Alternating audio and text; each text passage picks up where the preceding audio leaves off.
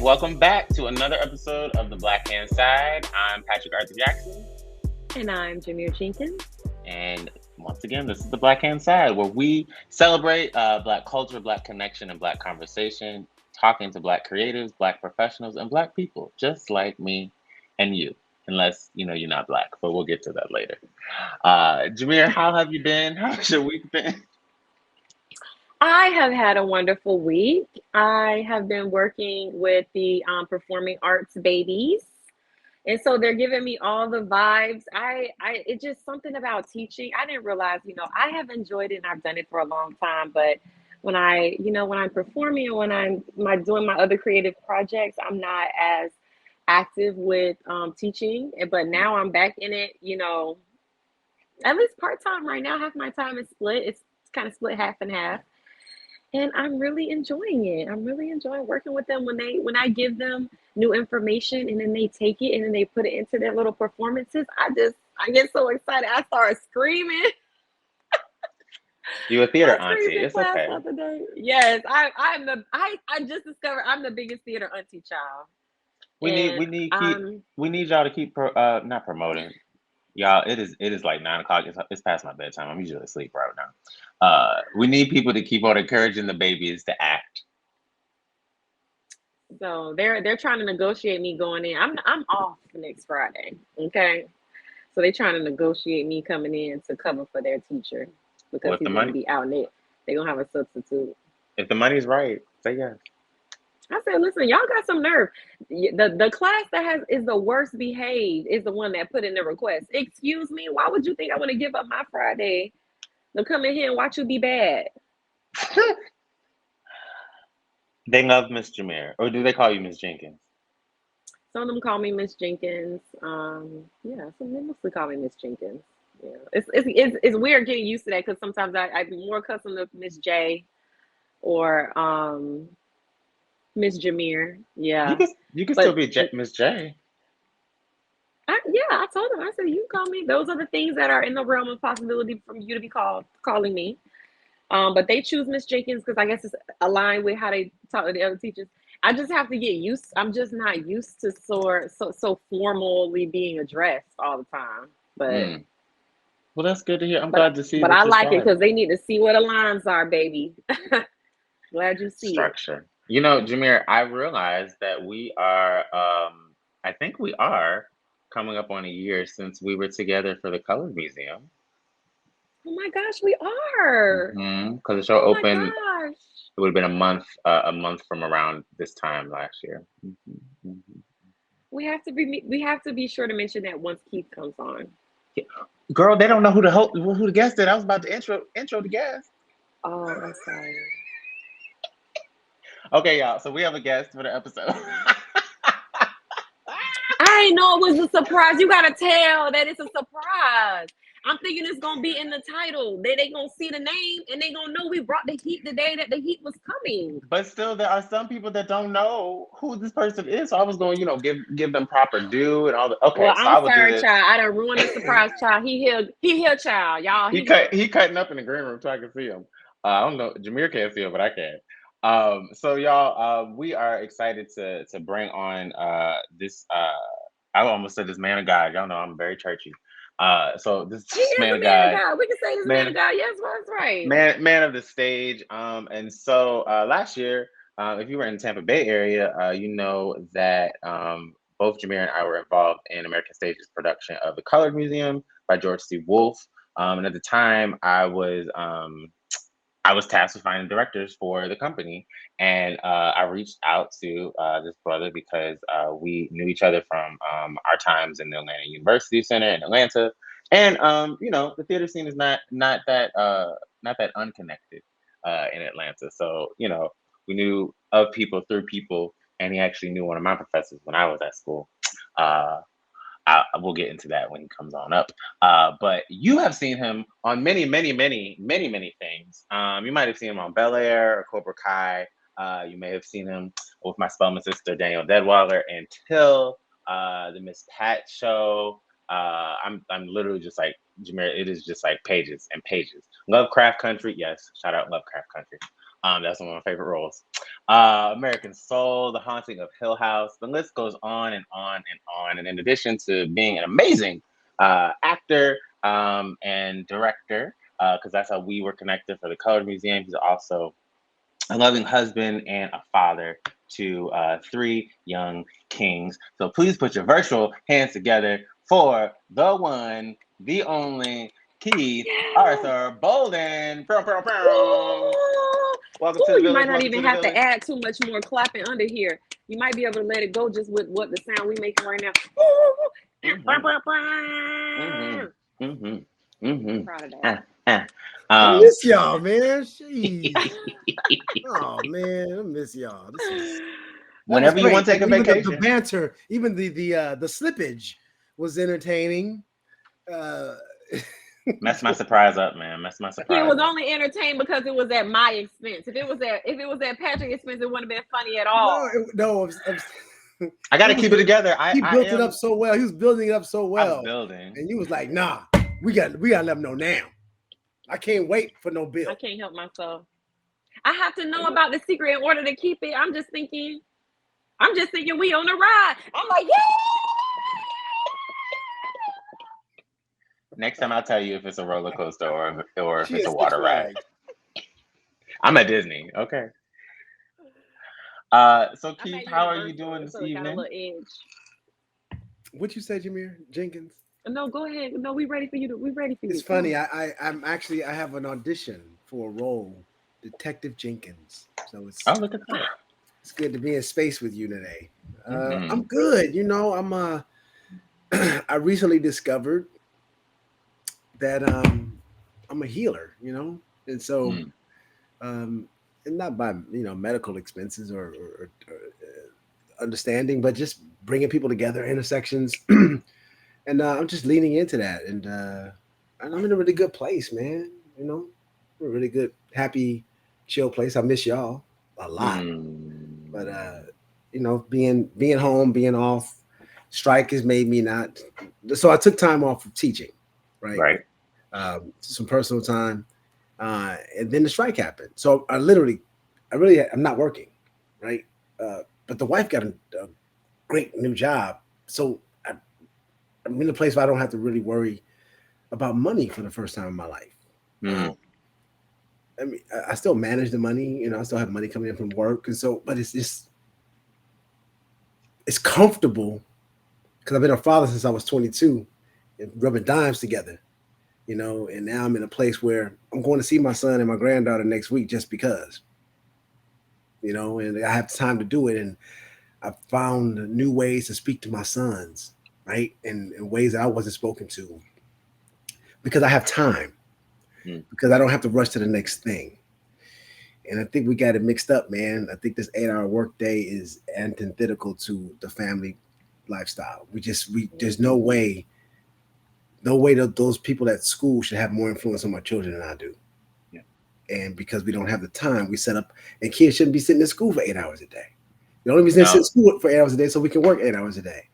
It's just antithetical to a society and how to contribute to a society, man. So I'm trying to find ways of bringing the art into that because I really think that art can save this country, theater specifically, if we lean into it. And stop letting people into it that don't deserve to be in it. That right? But who manages that, right? Who's the gatekeeper of that? I think that when I say that, I'm talking about training. I'm talking about there's experience in this training. Some people want to get into what we do through experience and not training. I'm not saying that one is better than the other. I'm saying that if we have a bar of the training, then we can grow from there. But if there's no bar, everybody's getting into the bar for free. Yeah. We drinking on the Kool-Aid. We're not really drinking top shelf. That's all I'm saying. All right. And that makes me think of I'm trying to make sure I can tell the story. I'm holding. Right. He know already got things to say about that. But I ain't gonna listen. Say it. This your show. No. On the black hand side. Look, we gotta He look. know, he know. I'll throw it around the world. I'll throw around the word elitist in a minute. Don't it sound elitist? Yes, but we look. Because This is not a everybody revolution. doesn't have the same kind of access to be able to be trained. It's not for a lack of desire. Sometimes we have structure. If training was free, this would be the perfect argument. If to get the kind of training that you need to be what we're talking about was free, but we know that it's not. It takes a lot of money for people to go out here and be trained in a way that what we're talking about right here in this conversation.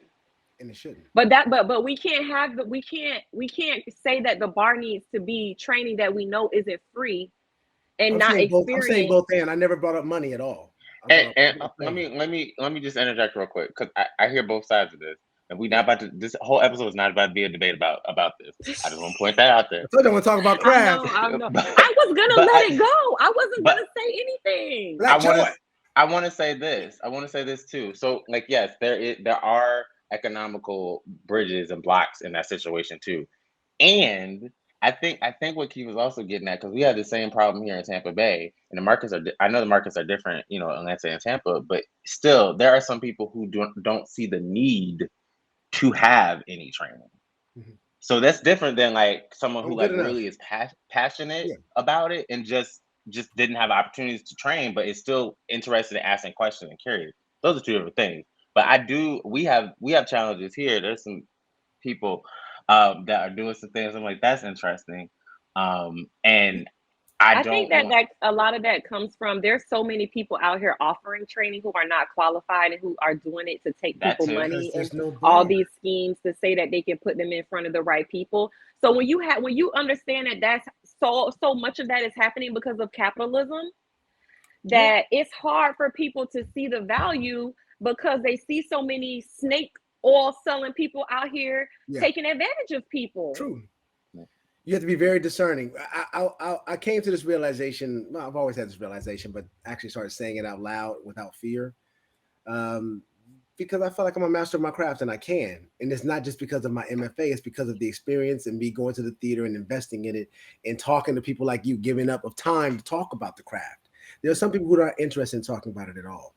But I watched Snowfall, right? I was addicted to it, like the crack in the show. I was addicted to Idris and his arc, right? Mm-hmm. This is a young brother, right? 24, 25 years old, came over from England and was able to, and I fought the show for a while because I'm from LA and I was like, the Brit is playing the lead. I'm not feeling it.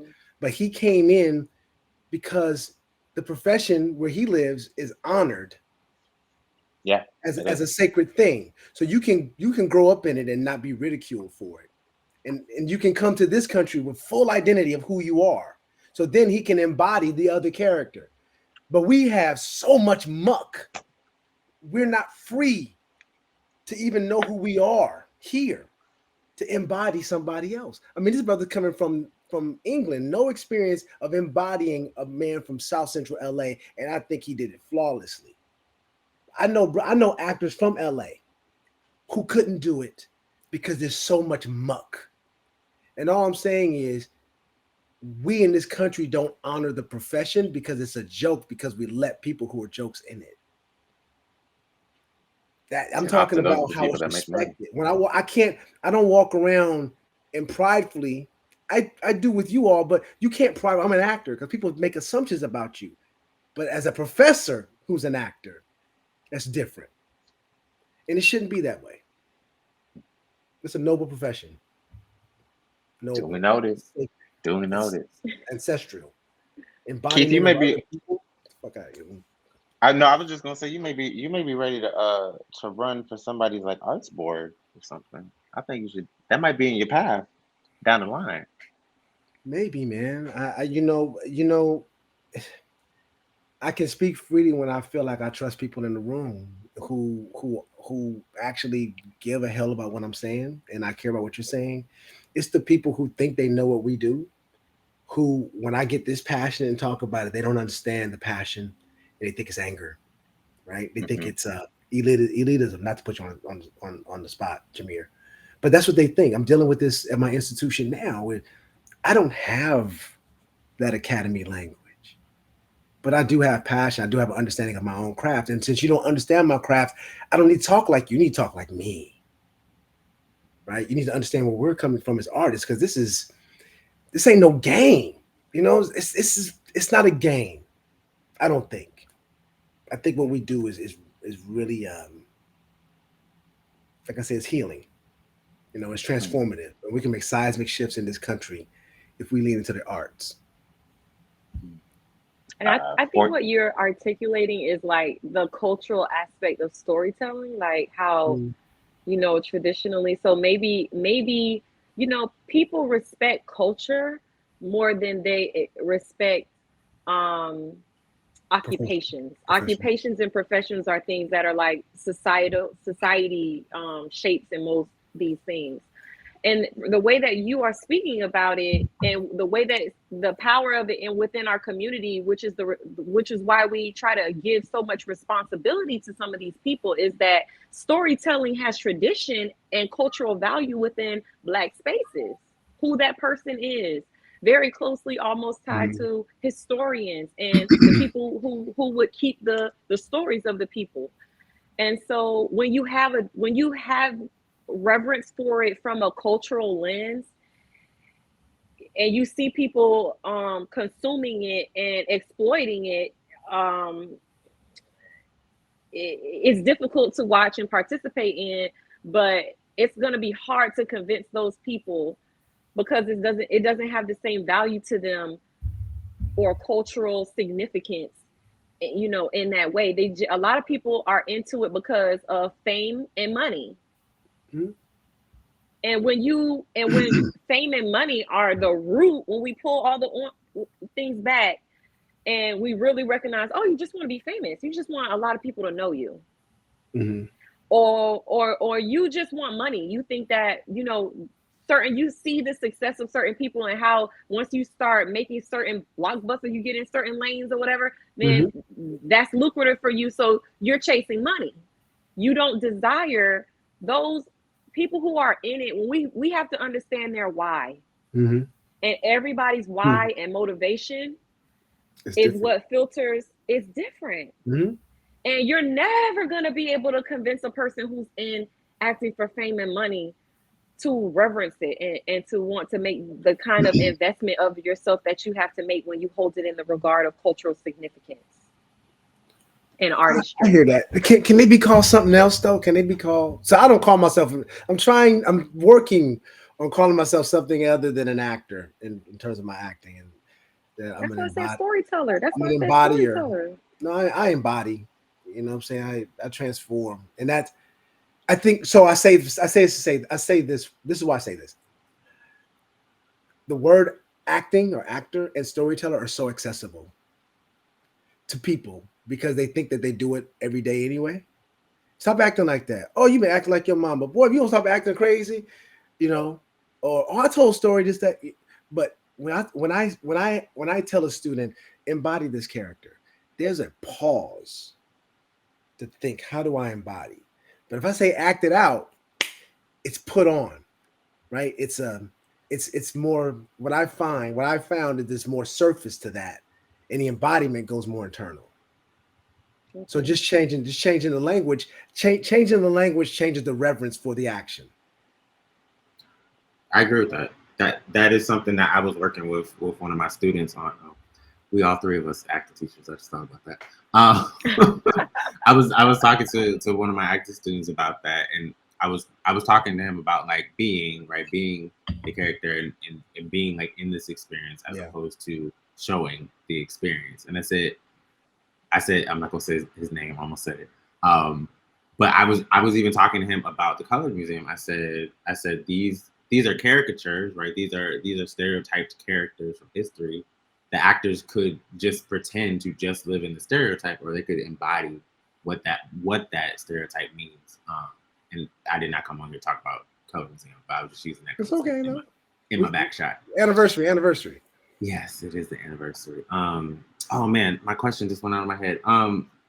So Keith, you talked a little bit about healing. What has been your experience with using your gifts and skills as an embodier, right, as an artistic embodier for stage and screen. How has that helped you in your own journey of healing? And answer that however you desire. It's helped me actually with what I was struggling with um, the bar being set at mediocrity, right? That everybody gets a trophy. Everybody deserves to be put in a room. Everybody deserves to get an audition. I mean, you read some of my resume. It's and that's just IMDb. That's not theater. Right. That's not directing, right? So I have the resume to back up what I come with, but there's no thing. My resume does not equal higher pay in this profession, and so somebody with no credits can actually come in and make more money than I can with no experience. And so the fact that I have now delineated between actor and embodier, or TikToker, actor, like they all be the same. Embodier, that's a more specific cachet, and I'm happy to be part of that. And people who get it, when I say it, they're like, oh yeah. People who are resistant to it don't get it. And that's the other thing I've learned about circles, right? I start talking about energy circles and energy work. Man, somebody's, they remember that The Secret? Remember that's The Secret? Remember that thing? Yeah. I remember watching that in like 07, 08, and I was like, oh God, what the hell? I'm not doing this. If I watch that today, I'm sure that I would have a different response to it. It's not what I'm on, but I am on intentionality, not speaking passive aggressively anymore, really talking about what I want. And the fact that I turned 50, I think, shifted that. Something happened at 50. They say something happens at 50. Something happens at 50. Being very intentional about relationships and career things, being very supportive in my home, um, which I always have been, all those things, but really having the time and energy to do it. I started working out on a regular basis. Yeah, I've been seeing you on Instagram, man. You get your fitness on. If you're gonna do that, then I'm gonna do this. You know what I'm saying? Wait, let me put mine up too. Everybody putting up their gun. You got all new videos of you working out on your IG. We already know.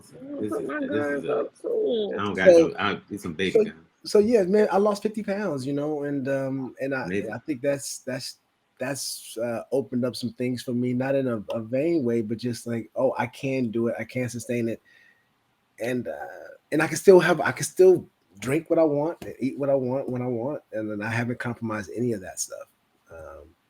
So just figuring out how to live life and try to get all the things I want, but also the thing I want mostly, man, is to be in commune with people. Like, I really love people. I want to work with people that I'm a fan of, that hopefully are fans of mine. I love traveling. That I've been doing a lot of that. I'm taking my third trip to the continent this year, next month. But there's something about going back to South Africa, Southern Africa, man. It just feels really good. Feels home, So been enjoying that. So yeah, I don't know if I answered your question, but I wasn't looking for anything specific. Yeah. Here in the village, you say what you want to say in the Black Hand side. I have a confession to make, and then I'm gonna toss the question to both of y'all. Okay. Confession. We had an episode called Black Card Revoked with Jemier and I, and we were just kind of reading some cards, and we both learned some things about each other. We should do some with Keith. Yeah, I'll grab it with a second. I have a confession to make. So I'm diving back into my Black Card Revoked things, and I didn't disclose everything that I am challenged with or missing in my blackness, quote unquote. So I just started watching Martin. I'm on episode. Yeah, that's 3. why he almost got his card snatched last time we played the game, because he hadn't watched no episode. I didn't grow up on Martin. Want to have a cultural Black experience podcast? Don't do this. Ain't never seen Martin I'm before. I'm gone. I just didn't grow up on Martin. I'm gone. It just wasn't my thing. Everybody say good night to Patrick. He lucky I even could let him continue to co-host. I should have just come in here and say, you know what, I'm taking over. He doesn't deserve to own anything like this. Y'all not about to do that. That's what Martin would have done. Y'all not about to do that to me. But look, I will say this. So I have, and we're talking about just cultural significance. So I've always known all of the things that someone would know about Martin and have understood. Like I understand what it means in the culture and in society. Because there's But when no way you could exist within Blackness and not even I'm not without just- watching it have been I'm not just saying no, that's not true. That's not true. I impactful. wasn't allowed. I just wasn't allowed to watch it. I saw the show when I was a kid. I truly like my mom was like, "You're not watching it." But I will say this. Why? It was so like because Martin was out at the same time as like Moesha and Fresh Prince and all the things, and like my mom really only let me watch the Family sitcoms. Matters, you know. Like I couldn't watch the more adult sitcoms. I couldn't watch Surf growing up. Yeah. So my mom mama that's just wouldn't it. let me watch And Live in Color. Really? I can watch it and live in You color. see, I know the song though. My cousins was letting me watch it though. That looks like a fly girl outfit you got on right there. Yeah, you got your hair up. Very fly girl. 2 snaps in a circle. Well, thank you for your confession. Well, I will say this though. So I'm on, and that's the first season. So I always give grace on the first season because it's the first season. Lower budgets. Yeah, you're not about to talk down, are you? This sounds like it's going into a critical. You went into a critical tone. No, it is not. It is not my style of comedy. I'm not saying it's bad. It is not my style. Like I was like, oh okay. Like I see, like I watch it and I'm like, oh okay. Like I see the jokes. Like writing wise, I'm like, got it. I know what's going on. I enjoy the performances, but for me, I was just like, because you had to have experienced it at that time. It's always different to go back and watch something that aired 20 years ago. It's not as you're not gonna feel how the people felt. I can watch Living Single over and over and over. My question is, what's your style of comedy then? What show would be? If I had it in that era, like it was. Well, no, just in general, just like your side. That's a certain kind of slapstick, kind of all-out caricature comedy, right? That's not your thing. You more sitcom, situational, or situational sitcoms, like slapstick. Slapstick for me, because the slapstick I grew up on was like more of the classic slapstick, like Lucy. Yeah. So like I could watch that because like in my brain that is a like time period associated with that style. So when I saw it on Martin, I appreciate it, right? And I can watch it if I'm watching like in SNL or all that or in Living Color because my brain thinks like it's a sketch show, right? It's a variety hour type of show, and so I expect to see that. I just how I grew up just watching it. When I see like situational comedies, I'm looking for like situational comedy. Now Martin was still funny. I love situations, you know. There's plenty of situations. People, Jerome be popping up, but it's written to his character. It's written to his character work.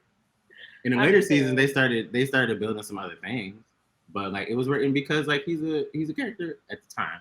He was a character comedian, so like he would just have all the situational stuff was I think more with the girlfriend, with him and Gina, the relationship stuff that they would go through.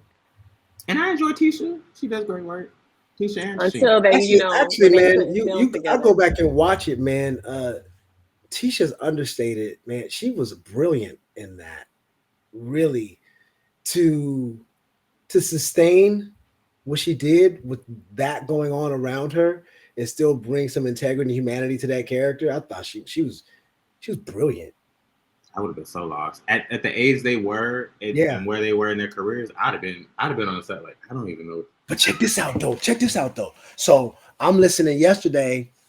I listen to all kind of music. So one of my favorite soundtracks is Roberta Flack, "Bustin' Loose." The "Bustin' Loose" Richard Pryor, Cissy Tyson movie. Yeah. Roberta Flack did all that. There's some like African influence, some jazz, it's really funky. Al Scott directed that. Right. Okay. So I hit Al Scott up just to let him know how much I appreciated that soundtrack just a couple days ago. It's saying that I really want to know the story of how Roberta Flack got to do this soundtrack because it's understated. He said, his response was, "Next time we see each other, but you'll never believe Tisha Campbell." There's a young Tisha Campbell singing background in that. Wow! Oh my God! Bro, that movie was 1981, right? Nobody starts if you're really doing the work. Nobody starts overnight, right? That's why she has a career because she figured out how to sustain it and evolve each time at each step. child actors, Little Shop of Horrors, then Martin, then now that she did the cop thing with Terrell Tilford. Now, she's just kind of reinvented, and Tachina too. They came right along with each other. Really brilliant women, man. I think they're understated, but Very. But they don't start overnight, bro. Nothing's overnight. I mean, and that goes back to what we were talking about at the top. That training versus experience and the perspectives of that. I when I was in education at theaters, American Stage and Florida Studio Theater. Even when I was at Horizon, like people are like, "Oh, I want to take this acting class because I want to be on commercial or film or TV." And I'm like, yes, that is a goal. If you desire to aspire to that, that's great. And this stage experience, this improv experience, this sketch experience, that type of experience is going to ground you, so that if you need to do something strange on set, you'll be able to do it and not just present it. You'll have some meat on it. I just gotta let it go. See, I'm getting riled up, Jemier. Ooh, Lord, I'm tired now. I'm sleeping. Okay, Jemier, you got a question, right? I know you didn't come into yeah. I know you didn't come. Oh, and I be you're not just here looking like a fly girl. That is exactly what I was like. Oh, we got two black handsome men. I'm just coming to be pretty and be a girl. I'll take handsome. I'm so sorry. Was I supposed to do something? My questions. I want my questions to be the questions from the black game. That means I have to go and get the game. Go get it. Oh, scoot-daddle. I can't take my thing off the thing. Well, I don't understand what that means. I can't take my thing off the thing. He ain't even talking in English now. I have no idea what that means. I'm bad because I was just talking to my students. I ragged them so bad about this. I told don't y'all come to my room and y'all come to my party and don't bring nothing to eat. You just come to eat. You don't bring nothing. Go through your scripts. I give them the business. But they're getting so much better. They're learning so quickly. They make me so proud. This week, where are you teaching? I have John Hopkins Middle School is like our performing arts middle school. That's awesome. Their magnet program. So I'm with child 7th graders are terrorists. It's my first time. Right. The terrorists. Hey, they're all kind of terrorists. What are you thinking about? I know some terrorists in this country. So there we go. Be careful about your language. You're still working for the school district. This terrorist. I've seen some pictures. I can't say that. They know we had conversations in the classroom about we're all you are going through a very hormonal. A lot of things are happening to you guys, and just because that's happening doesn't mean you get to be a terrible person. We all had to go through it. We all have to understand self-regulation and how it's not appropriate for you to just be unkind because your hormones are raging. You're going to be a decent person in here, whether you want to or not. And what's their response? They want to. Okay. They have their moments. They're self-discovering. So they got to test my boundaries. They got to see if I'm really serious. And I'm not playing. I almost kicked somebody out of my class today. I separate them when they start talking in the middle of one student turned her back and started talking and had a full conversation in the middle of me talking to them. Excuse me. Ready to get back to the. Yes, we're ready. Oh. You better remember that cut too. Don't leave me in there. Oh, okay. You had time. You didn't say nothing about the time. All we had to do was look at when you got your butt up. Yeah, when he left the frame. Yeah, that's all right. But that's okay because we needed the cards. Sorry, I'm just flipping through some of these. All right, so we're back. We got a few minutes left. Yeah, you do care.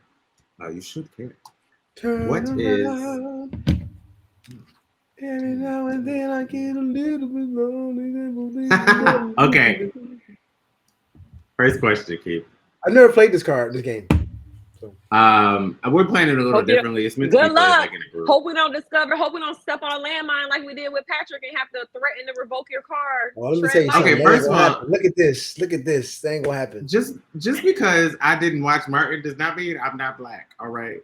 I have Oh, seen it many was other black many adjacent. other black staples. I mean, I have seen many other black staples. All right. I have watched Roots in its entirety.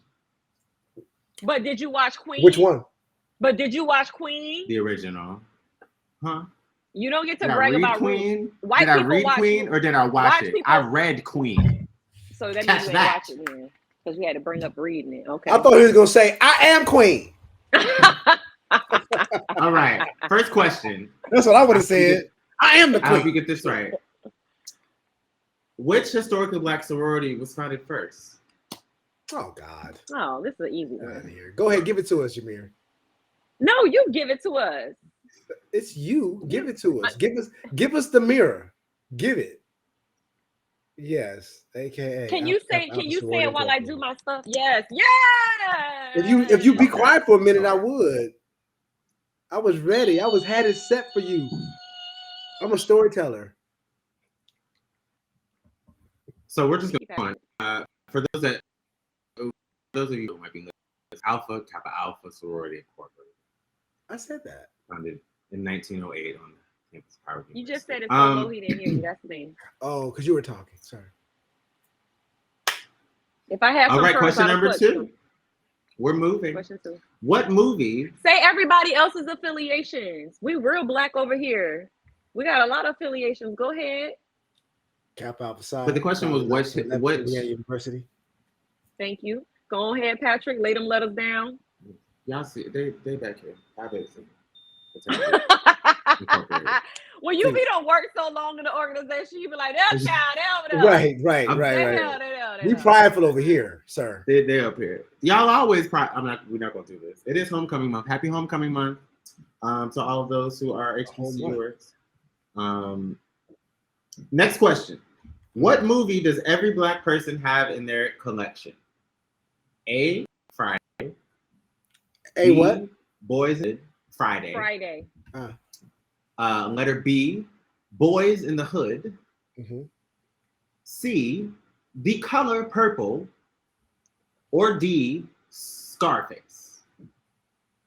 Just out of these 4, what movie does every black person have in their collection? Color Purple. Do you know what you think? You know, because it's based on these people, right? Yeah, it's majority. The Color Purple is my my favorite movie, but when you said Scarface, it resonated. A lot of black people have Scarface. Not these black people. He's talking about y'all. He's talking about us. No, you have to take these black people into consideration, not other black people. We are not a monolith, so it's just us. Color Purple, right, Patrick? For me, it would be The Color Purple, but See? I do enjoy Friday. Me too. But this group is Color Purple. It's a feel-good movie. Side note, I'm excited. What's the next Christmas. question? The movie musical's coming out. I'm waiting. Okay. He's doing good. I think we did that. We did that one before. What you looking at? That dog. When he sings, down here. When he sings, or when this singer sings, it makes people want to fall in love with somebody. A, Barry White. B, Luther Vandross. Yes, I said Luther. I said C, Teddy Pendergrass. Or D, Marvin Gaye. Oh, that's a good one. Where you got this one from? Luther. This crew, Luther. Wait. Say them again. A, Barry White. B, Luther Vandross. C, Teddy Pendergrass. Or D, Marvin Gaye. You said fall in love. Mm-hmm. Because some of them make you want to do other things. Yeah, that's why he said love. He said Luther. He's trying to get in your business. Say. Okay, I guess Luther. Oh, the last one. What was the last one? Teddy. Marvin Gaye. Oh, Marvin Gaye. That's a tough one. Luther and Marvin. Marvin gives me. No, Marvin make you think. Marvin got social conscious stuff too. He does. It's confusing. Yeah. I want you the right way. What you want? You want equality? What you want? You want? Don't you want me to want you? See, that's talking about society. See, so yeah, that's confusing. I think it's Luther. Luther didn't talk about nothing but love.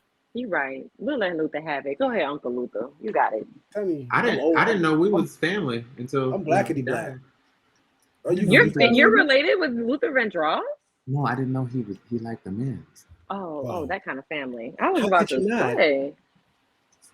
Y'all, when I was younger, I did not pay attention to any of that type of stuff. I didn't pick up on it until like it started happening to me. I actually really hated to find that out because because he spent his whole life giving the world love.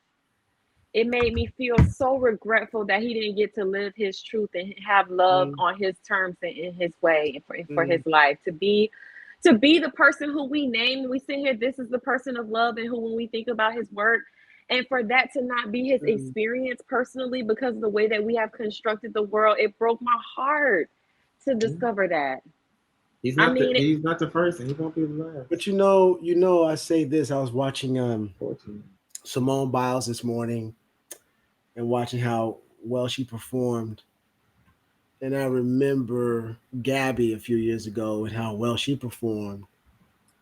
And the thing that you heard most was about her hair, right? Yeah. But I was watching Simone. Her hair is not that different. Gabby had to go through that so Simone could be accepted. Because Simone's a better gymnast, yes. But if Simone had to deal with that, she couldn't be so great. I'm thinking about other artists who have come out since Luther who have been open about their sexuality and their identity. They couldn't do that without Luther singing about love first without identity, you know? So, yes, it's still first. They're still doing this stupid shit stuff. But y'all can curse. I just can't. Okay. Shut up. But you know, right, Keith. With the silver lining. I just wanted to put that was a revelation I kind of had this morning. I talked to Sanashe about it. I was like, wow, Simone is amazing, but could she have been without? So thank you, Gabby. I mean, appreciate you. Yeah, I was just gonna say, even when I'm still, involved in supporting Morehouse and looking at the band and even the theater department there. Just watching how the students show up, just watching on social media and stuff. I'm like, man, to see the difference in growth of that experience is just.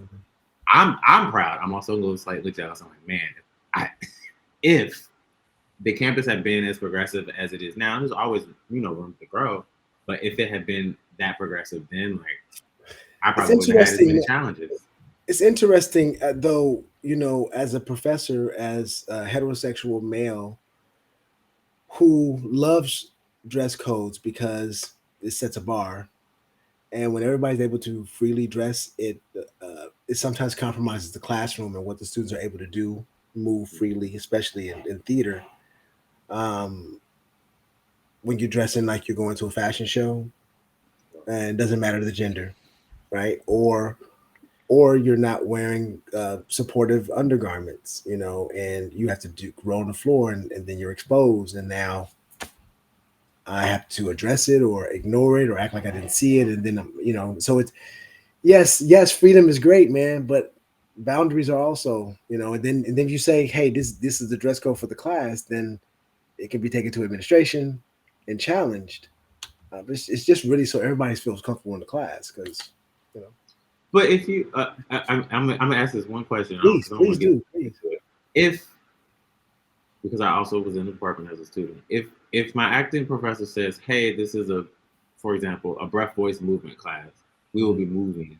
So even if you have to bring, or if we need to store whatever, some movement clothes for you, whatever that is, because everybody wears different movement type clothes, but so that you can move and be secure, however you show up, let us know.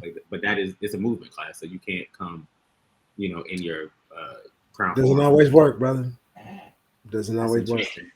Yeah, I mean, because I was like, if we're gonna move, it's a pushback, but it's also, and this is not talking about my students in particular. I think this is just students in general. Is that because everybody's called an actor? Because when you come in, you call yourself an actor, and I call myself an actor. You now feel like you're on level ground, and we're there to teach each other. And I am there to learn, but you're actually paying to learn from me. I'm getting paid to teach you. So if you're actually saying that you don't need my information that you're paying for, the contract is broken because there's no trust in what I'm giving, that I have an ulterior motive. Where the teacher has an ulterior motive to educate you. No, there's a process you have to go through, and that's the main thing. We talk about this in process over product, and there's less and less interest in process before getting to the product. They don't. There's less interest in how we get there, in the journey, how we get there. We just acknowledge, just curate the journey, right? That's why that. I'm not going to talk about it. That's why that fatherhood documentary on Kirk Franklin was so amazing. It's because they documented, curated the journey and the process and they're still documenting it. And I think that we have to get back to process. And when we get back to process and start to revere the process, most people will drop off, because I've been doing this for 30 years, right? I have not stopped, but I know a lot of people who have. A lot of my competition who have, for whatever reason. It gets thinner as you keep going through the process. It gets easier. You understand the process more. Now, maybe still have as much competition, but where I am now and how I look at competition is way different than where I was when I was 24, 25 years old. Because my processes have changed. I've allowed them to evolve. And when we submit ourselves to a process, not necessarily a Greek process, because our organizations are non-hazing organizations. The process, though. But when we submit to a process, right, whether it's a workout process, whether it is educational, whatever that is, whether it's a recovery process, a healing journey is still a process. When we submit, when we surrender to the process and give into that, then we will grow, or we will decide this is not for me. And with that, final question. Okay, Pastor. In what year did Cash Money Records take over? 2001 to 2002, 1999 to 2000, 1997 to 1998, or 2004 to 2005? In what year did Cash Money Records take over? 97. Oh, I know this. 97, 98, 97. No. Oh, wait, we talking about Cash Money Records taking over for the... Oh, no, I don't know that one. Y'all said answer that shit. Oh, come on now. How the song Cash go? Money Records taking over for the 99 and the 2000. Mm-hmm. Yeah, you got it. You had that one.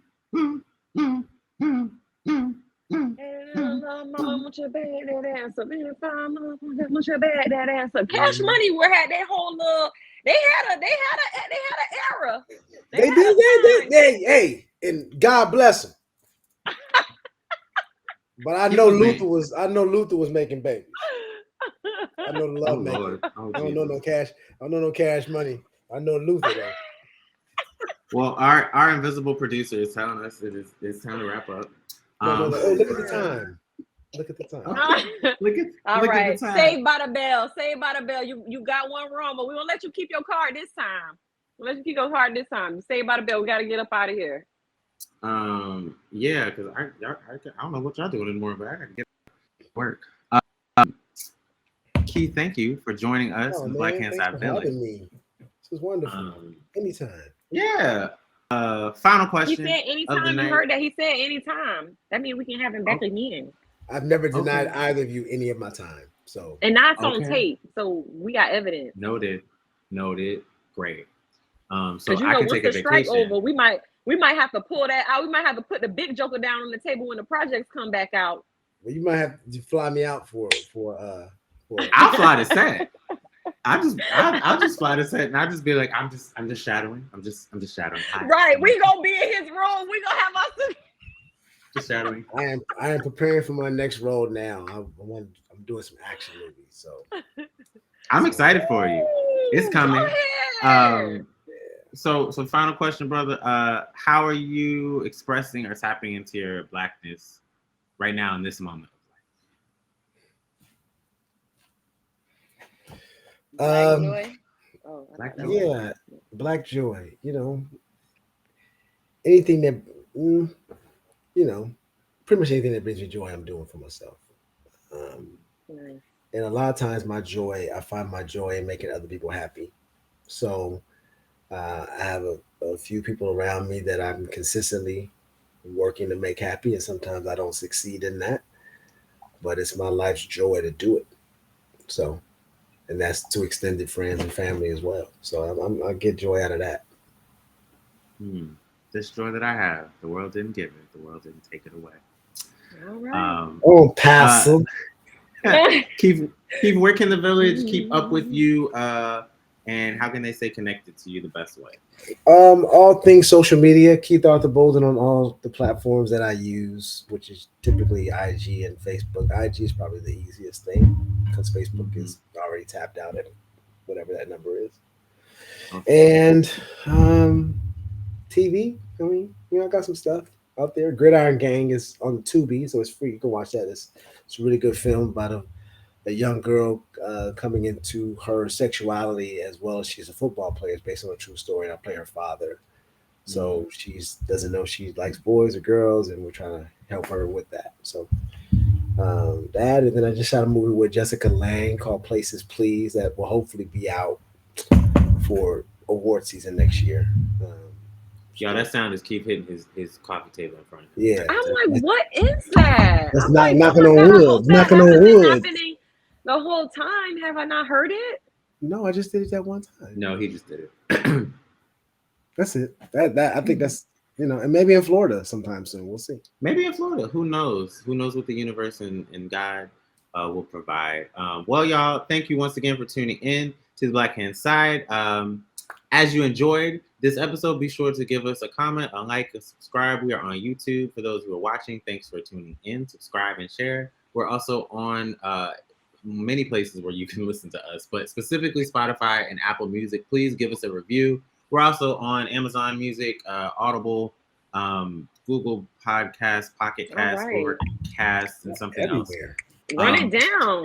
You don't got no excuse not to listen to us. We everywhere. If you're a business or a company that is looking to spread the message about your brand, reach out to us. We'd love to partner with you as a sponsor. You can email us at blackhandsidepod@gmail.com. I think that's it. Any final things, Jemier? We still. I guess she's looking toward her dog. I guess. Yeah, I was like, what is standing here? This person just standing here like hawking me down through the entire process. I love my dog. We've been going at this journey for a little over a year and a half now. But let me tell you something. You're a pet owner. You know what it's like. T'Challa is meowing right now behind the door because he has been in there for almost an hour. He's very upset at me. Y'all, we got to go. Look, keep drinking your water. Keep minding your business. And thank you for being Black. And if you're not Black, thank you for being you because we need y'all too. God bless. Register to vote. Peace.